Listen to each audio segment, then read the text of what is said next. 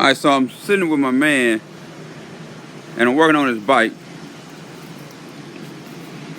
Now I don't know too much about bikes because I don't ride bikes, but if you're looking at this and you know about bikes, then you know what kind of bike this is. So I pretty much have to go in an explanation as to what it is. Alright. So now, if you look down, you have two speakers. One is kind of hidden and the other kind of in plain sight. The module, of course, is where you pretty much have space to put anything on the bike. It's right there. So now, this alarm system has kind of a Mercedes type key remote. Alright. Now, I'm going to touch this. Please don't touch. Please don't touch.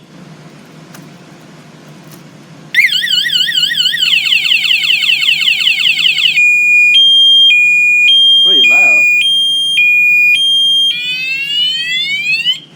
Okay, so I'm going to disarm it.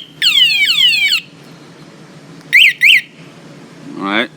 Just like any normal alarm that you put in a vehicle, except for it's on a bike. So in this one here, it actually talks. So let me watch this here.